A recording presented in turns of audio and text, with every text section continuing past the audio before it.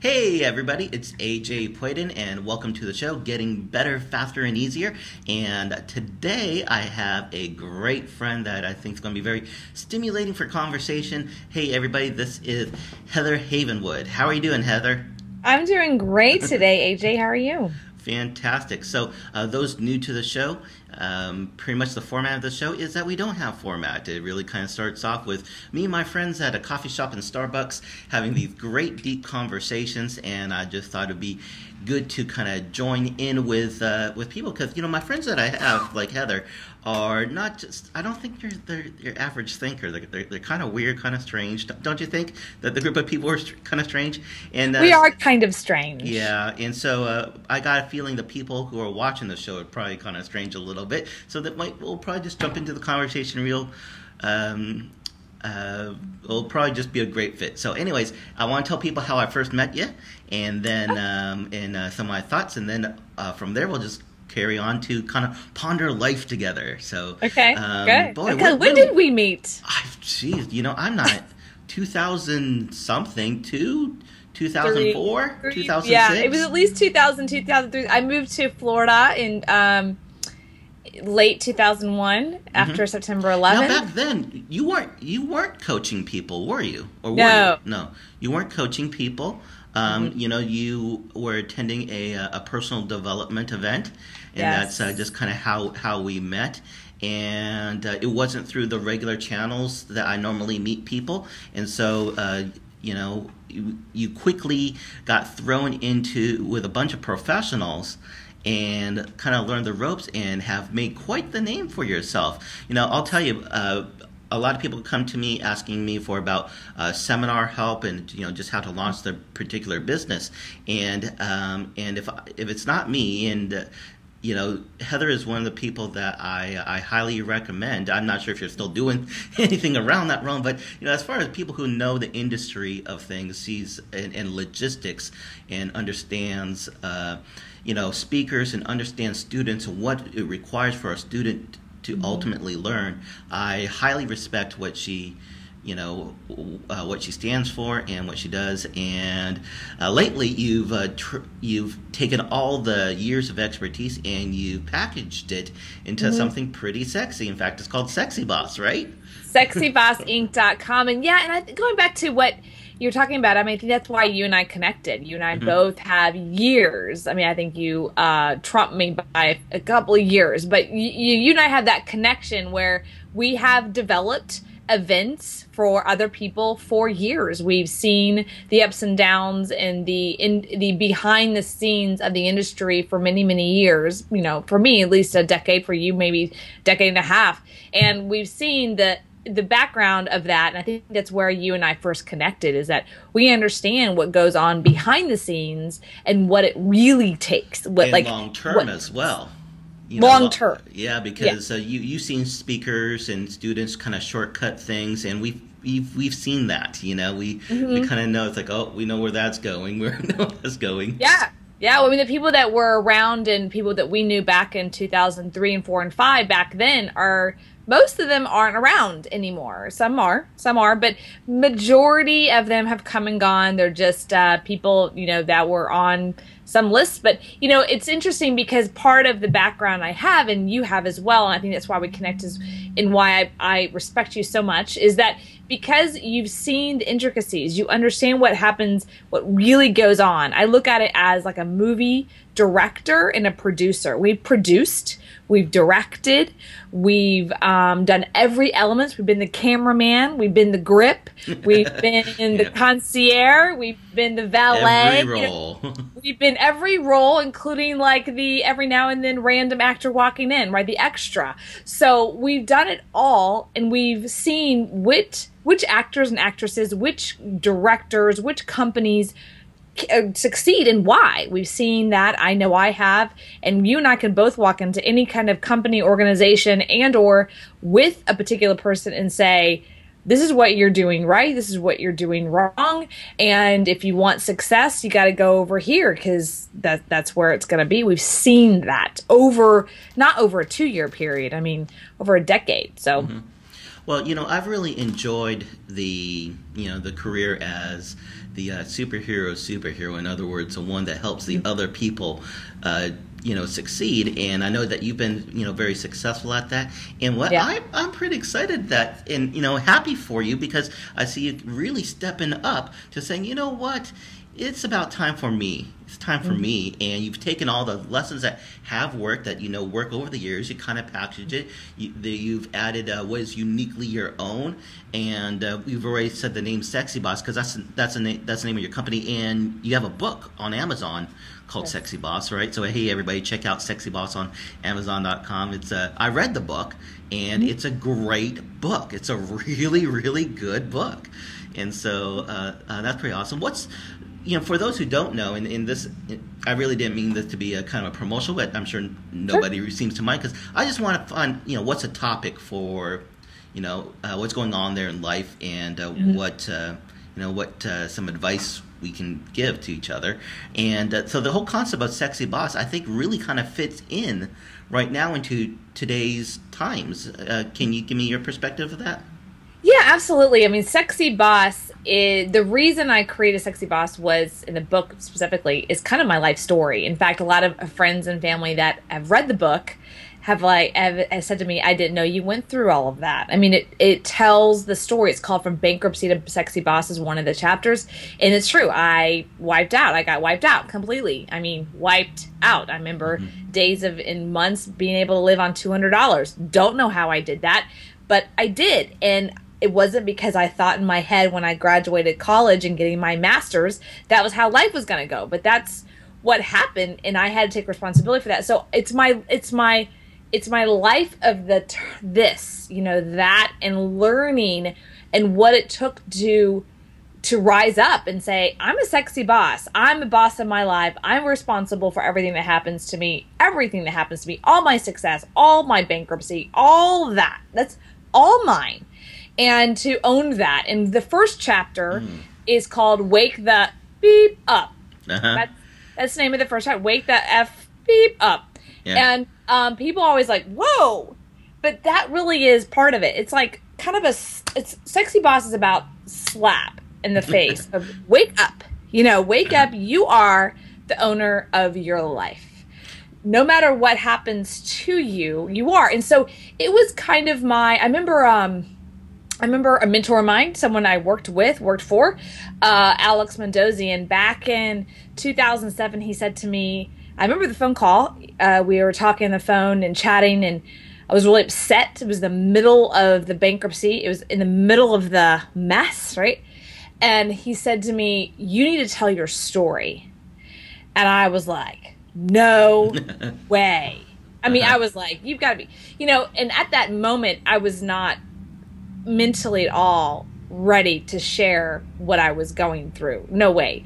But now, it's been 6 years, now 7 years actually, later, I'm telling this story not out of a poor me, but out of there's a lot of things that have happened. It's more like, here's just something that's happened. Here's something that I would say, in a way, I could say I caused. Now, there's all kinds of circumstances I can blame. So SexyBossInc.com, and my story is about, what does it take to be an entrepreneur? What really does it take to be an entrepreneur? What's the in-your-face stuff? And that's what it's about. What I find interesting about what you said is that, first of all, it's like, in this world today, I guess it was my question, and your Sexy Boss was kind of the answer. The first thing is to wake up, first just kind of, just a big wake up. And even if you think you're wide alert and you know what's going on, it also means like to step outside of yourself, to see the bigger picture or the more detailed picture, or just to see what's, directly in front of you. I think so many people miss that. And, no matter how crazy it is going around you, what do we do? I mean, we've got to take responsibility, and this is kind of the hard thing. The first thing to create change, is first, if you could take responsibility for all the bad stuff, oh my gosh, then all of a sudden you're in this power position to change things. If you can't take responsibility for the bad stuff, then you're just in a victim mode. It's just like, well, stuff happens to me, I remember watching the thing on Giuliani right after 9/11, And on his desk he has this plaque that says "I'm responsible." And it's like, what's that about? It's like, well, I'm responsible for everything. It's like, because if I don't take that, how do I get how do I carry the city forward? And that was one of his mottos of just being responsible. No, I met him January last year, so about a year ago in New York. And I was at a seminar, a very small, intimate seminar. I got to meet him, and he talked a lot about that. He was like, "This is my city. I have to own all of it." And he was talking a lot about where the government in New York was when he walked in the office, and it was a lot of slack. And he just talked a lot about the issues they were having internally. And if you listen to him, it sounds very overwhelming. Like, how in the world are you going to change a culture? Because it was like a culture inside of an entity called the New York government, right? Yeah. And listen to his story, but he could have easily gone, well, I can't change it. Those are New Yorkers. They're going to be the way they are, and I can't do anything about it. But he had an intention, he had a reason, he had a focus, and his whole focus was crime and lowering crime, therefore they would increase tourists and like that. And when he got the city behind him, then there was a focus. And that's one of the things I talk about in Sexy Boss in my book, as well as just in my life, which is, yes, you can go do something for money. And yes, I highly suggest that you do something for money. But at the same time, you've got to have some kind of purpose beyond that, but make sure there's two purposes. So let me give you an example. I have a lot of people that I know that want to start a business to change the world.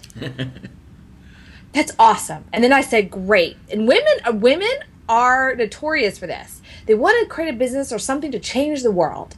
And I'm like, okay, how are you going to make money? And they're like, well, I don't know. I'm like, that's a problem.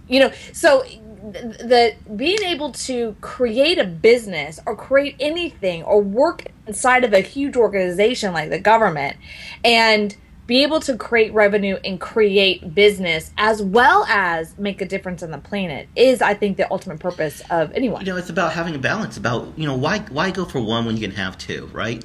I talk about passion, and when someone's living passionately, some people think like the terms pain and pleasure are two opposite things, and to me they're two completely separate entities that we can focus in the same direction. In other words, you think about a passionate relationship and it's like all great, but then you think about some like an organization like MAD or something like that, Mothers Against Drunk Drivers. I gotta imagine that person was pretty passionate too. Was that about pleasure? No, it's about pain. So if you can take something that causes pain and pleasure, put them in the same direction, we got something we call passion.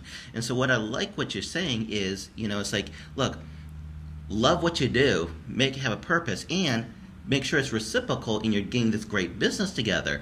Yes. You're right. The female energy is kind of notorious of just doing what feels good, but not necessarily very productive. But at the same time, this is what I like about you, and I think this is where we get.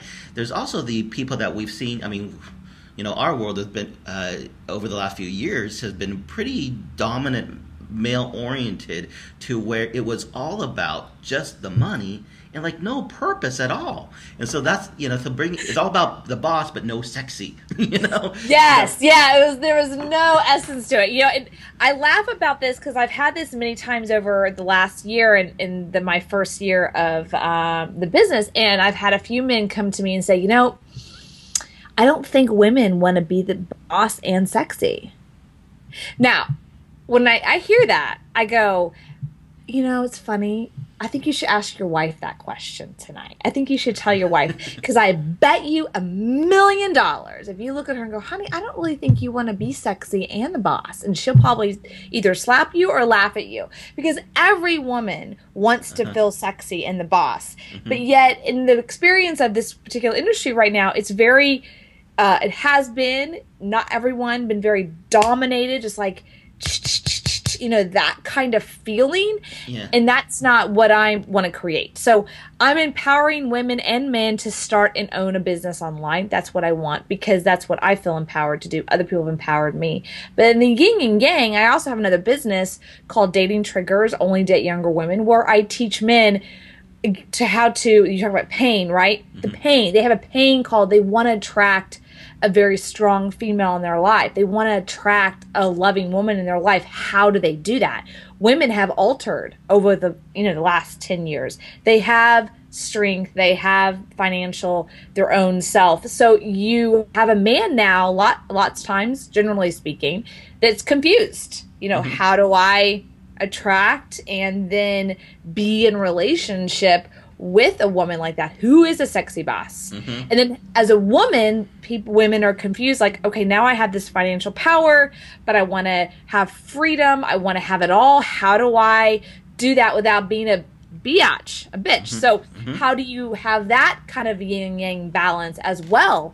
And the whole, it's synergized. And I had someone the other day who is a publisher, New York publisher, New Yorker, love New Yorkers, but I don't know, maybe it's different industry, different. He was just older, but he said, I don't think women would like it if you teach men about dating. And I'm like, what do you mean? Because I'm teaching men how a strong woman thinks. Yeah. And I'm teaching a woman who's already maybe strong. I'm just going deeper in with her and how to empower her to have it all.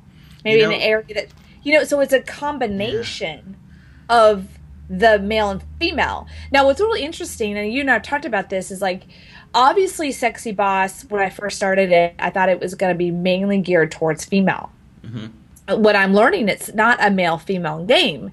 It really is that ownership. You're a sexy boss. I mean, you're a sexy. Thank you. You are a sexy boss to me. You own your life. You take control. You say, this is what I want. You go after it, and you own your power. That's a sexy boss, no matter what age, race, nationality. It doesn't matter. That is what a sexy boss is.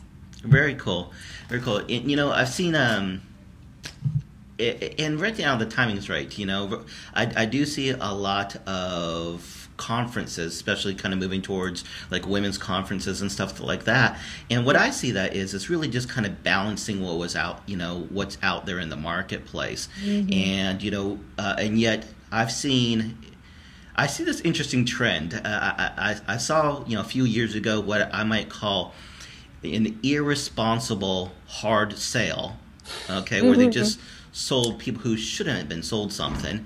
And now I'm starting to see what I almost call an irresponsible soft sale. Yes. People they want to grow their business, but they are so repulsed by the idea of a salesperson. Whatever I can do to not be a salesy, how to sell without selling is all the things. It's like bull, It's like, you gotta sell still, It's you gotta speak up. You gotta, help the people. And so it's kind of having that balance between the two. I'll tell you, going to sales, I came from a sales background. I mean, I was in a sales organization at the time of 21. I was 21 years old, had no idea. I begged, it was a big major company, Southwestern Bell, if you remember back then, big company, and I begged this, 40-something-year-old manager to hire me as a sales guy. And he's like, do you understand that the average person in my sales floor is like 40 plus, married, kids, male? And I'm like, I know, but I can do it. And he's like, okay, I'm 21. I hadn't even finished college yet. I have no idea what I'm doing, but I just knew, I knew I'd be good at sales. I didn't want to be customer service, right? So I was like, just give me a shot. He goes, you got 90 days. If you don't make the cut, you're out, right? So I was like, okay, what's the worst that can happen? 100% commission. I don't need much to the age of 21. So not bad, right? But at the end of 4 years, I lasted there for 4 years. At the end of the 4 years, I was number one out of the entire country of all their reps. They had 10,000 reps across the country from New York to LA and in between. And I was number one at the age of 24, 25. I was the youngest. I was one of the only females. Now, at the time, it's what they call that subconscious. I didn't know what I was doing. I just was like doing it, right? I don't know. I just did it. I still to this day can't exactly break down what I did. But I definitely know it wasn't from a male place. It was just doing what I thought to do. You know what I mean? That subconscious part. And it wasn't until years later now and got into this business that I was like breaking down the sales process. So it's not even about hammering or not. There is a process to sales in general because human beings have not really changed much in 10, 15, 20, 30 years. We all want pleasure. We want to be away from pain. We want something that's going to help us to give us freedom and power, right? Doesn't matter. That doesn't change. And I do experience that what you're saying, that a lot of clients, specifically women for some reason, that don't want to sell. They don't want to sell. But sales is it is the oldest game in the book, and you have to be able to be comfortable with yourself, comfortable with your product to be able to do that. And that's a sexy boss. Again, what I like is I think you really encourage, for some, being successful is lonely at the top. And in other words, if you're a strong female that, trying to find that mate, if they'll say is tough, or if you are that strong male, just finding, if you want a strong female, it's still kind of tough. And so, but you're really encouraging people, look, don't lower yourself for someone else. If you are already a productive person, then stay productive. Just learn how to take up the people around you. And at the same time, I think you're also teaching other people who, may not necessarily see themselves by your definition as that sexy boss yet, and yet they would like to. And the first step is, hey, wake up, slap, boom, wake up, and start to take some control and do that. So how can, is it just on Amazon, or is there another site where they can get your book or something like that? Well, officially, it should be the next 2 weeks. So by the time this comes out, the book is also on Audible. Oh, cool. .com. So if you're auditory and will listen to it. Now, I have to say, when I first got into doing my audiobook, I had no clue what that was. I thought that meant I got on Skype and I, got a recording device and I busted out my book. No. So I learned something. I learned the art of voice, and I learned how to go into production house and sit and with the, the big, huge things on your head, right? Yeah. And producer out there. And I had to read my book, like word for word. Like, it was so hard, AJ. It was one of the most challenging things because we don't talk that way, word for word. And I would have a great producer, Joel, but he was also like a coach, and here I am, and I'm in there and I'm reading, and then, he was reading too. And if I missed a word, he goes, stop, do it again. And I'm like, ah! do it again. I'm like, ah! You talk about a coach in your ear. Like, okay, I got to ask, how long did it take you? It took me about a month and a half. I would go in for sessions for 2 hours. People don't have any idea how tough that is. No idea.